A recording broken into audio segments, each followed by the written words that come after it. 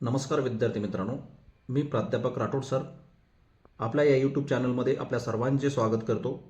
आज आपण पाहणार आहोत क्वेश्चन नंबर सेकंड सी। हा प्रश्न माइंड मॅपिंग या नावाने हा प्रश्न विचारला जातो आणि ते प्रश्न इव्हन 3 मार्कासाठी विचारला जातो, हे देखील लक्षात ठेवायचं आहे। तर या प्रश्नांचं उत्तर आपल्याला अतिशय सोप्या पद्धतीने आज समजून घ्यायचं आहे आणि हा प्रश्न तुम्हाला कंपल्सरी आउट ऑफ मार्क देणारा हा प्रश्न आहे। म्हणून अजूनही आपल्या चॅनलला तुम्ही जर सबस्क्राईब केलेलं नसाल तर आपल्या चॅनलला सबस्क्राईब करा, लाईक करा आणि साईडचं बेल आयकॉनचं बटन दाबा, जेणेकरून आपल्याला चॅनलवरती येणारे नवनवीन व्हिडिओचे नोटिफिकेशन आपल्यापर्यंत येतील। त्यानंतर आपल्याला हा प्रश्न आउट ऑफ प्रश्न मार्क देणार आहे। तर या ठिकाणी मी तुम्हाला सॉल्व्ह करून दाखवणार आहे की नोटमेकिंग म्हणजे नेमकं काय। तर नोटमेकिंगमध्ये विद्यार्थी मित्रांनो अशा पद्धतीने एक जाळं तयार करायचं आहे। सेंटरमध्ये इथं टायटल लिहायचं। जर आपल्याला प्रश्नामध्ये किंवा परीक्षेत आपल्याला दिलेलं टायटल असणार आहे, सब्जेक्ट दिलं जाणार आहे, सेंटरमध्ये लिहायचं आणि त्याच्याविषयी सब पॉईंटमध्ये आपल्याला या प्रकारे भरायचं आहे। जसं इथं सेंटरमध्ये दिलेलं तुम्ही पाहू शकतात, prepare for the HSC board examination. बोर्डच्या एक्झामिनेशनसाठी तुम्ही काय काय प्रिपेअरिंग करू शकता त्या पद्धतीने ते दिलेलं आहे। इथे फर्स्टली ऑलरेडी एक सांगितलेलं आहे आपल्याला, through reading of all textbook, पुस्तकांची तयारी करताल। पुन्हा काय करताल बरं, आणखी समजा डेफिनेटली आपण सांगू शकता सॉल्व द पास्ट पेपर। मी तर समजा लिहिण्यापेक्षा सांगतोय तुम्हाला, सॉल्व द पास्ट पेपर एक करू शकताय। पुन्हा आणखी काय करू शकता बरं, तयारी करत असताना रेग्युलर रिव्हिजन करू शकताय। ठीक आहे, रेग्युलर रिव्हिजन या ठिकाणी मी शॉर्टली लिहितोय थोडंसं। त्यानंतर या ठिकाणी solve the past paper, regular revision, त्यानंतर ग्रुप स्टडी तुम्ही करू शकता। त्यानंतर टाइम मॅनेजमेंट करू शकता 12वीच्या परीक्षेसाठी तुम्ही तयारी करत असताना। त्यानंतर फोकस ऑन कॉम्प्लिकेटेड सब्जेक्ट असं देखील सांगू शकता। पुढे मेंटेन हेल्थ, कारण हेल्थ चांगली असेल तरच तुम्ही 12वीची परीक्षा चांगल्या पद्धतीने देऊ शकाल। आणि last one, make on notes, स्वतःची नोट्स देखील तयार करू शकता। तर 3 मार्कासाठी अशा पद्धतीनं प्रश्न दिलेला असणार आहे आणि नोट मेकिंग म्हणजेच तुम्हाला या प्रकारचं एक प्रकारच्या जाळं किंवा नेट तयार करायची किंवा त्याच्यानंतर याची सब पॉईंट देखील तुम्ही तयार करू शकतात। विद्यार्थी मित्रांनो एक लक्षात ठेवा, आणि हे प्रश्न आउट ऑफ मार्क्स देणारा आहे हे देखील लक्षात ठेवायचं आहे। ठीक आहे, मी बोर्डाच्या परीक्षेत आलेला प्रश्न तुमच्यासमोर सॉल्व्ह करून दाखवणार आहे। मी तुम्हाला क्वेश्चन पेपरकडे घेऊन जातो। तर पहा, आपल्या सांगितल्याप्रमाणे हा क्वेश्चन नंबर 2024चा आहे। याच्यामध्ये तुम्ही पाहू शकतात की माइंड मॅपिंगवरती कशा प्रकारे प्रश्न विचारलेला आहे। इथं सांगितले पहा, याला काही पॅसेज वगैरे दिलेलं नसणार आहे आणि अशाच पद्धतीने एक सब्जेक्ट दिला जाणार आहे तुम्हाला आणि त्या सब्जेक्टवरती आन्सर कसं लिहायचं हे देखील सांगणार आहे। माइंड मॅपिंग कसं तयार करायचं, एक चार्ट पद्धतीने आपल्याला हा माइंड मॅपिंग सॉल्व्ह करावं लागतं। तुमच्या माइंडमध्ये आलेल्या आयडियांचा वापर करत त्याला प्रेझेंट करण्याचा प्रयत्न करावा लागतं। तर आपल्याला आउट ऑफ कसे मार्क मिळतील पहा, लक्षात ठेवा।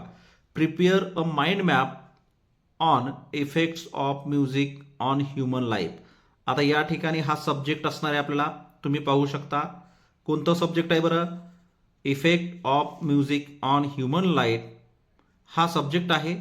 आणि using your ideas, thoughts, concept to illustrate, तुम्ही तुमच्या स्वतःच्या आयडियाज वापरून, थॉट्स वापरून हे कन्सेप्ट चांगल्या पद्धतीने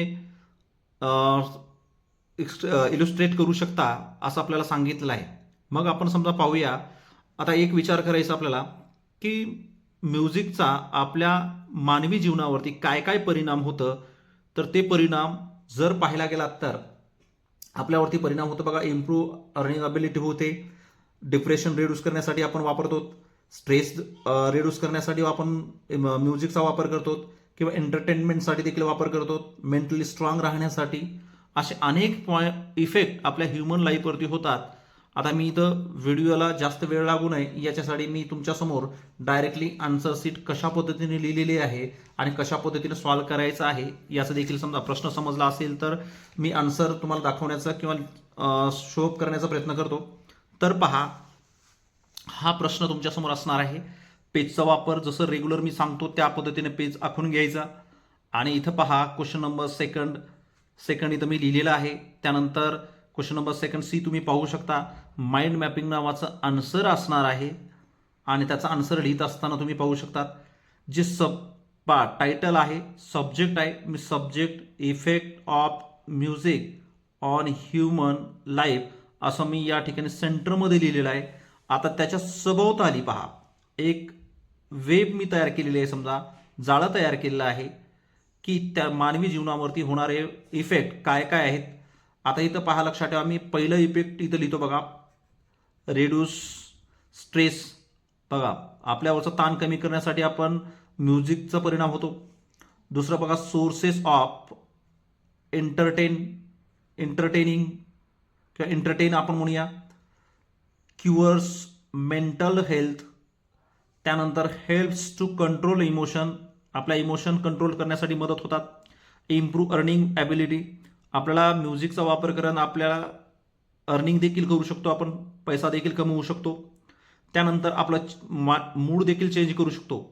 ठीक आहे, हे समजा सांगितले 1 2 3 4 5 6, कमीत कमी तुम्हाला 3 मार्कासाठी 6 तर समजा ब्रँचेस तुम्हाला तयार करावे लागतील. पुन्हा मी समजा या 2 ब्रँचेसचे अजून पॉईंट येतात, तयार करता येतात, म्हणून पहा मी तुमच्या समोर लिहिलेलं आहे.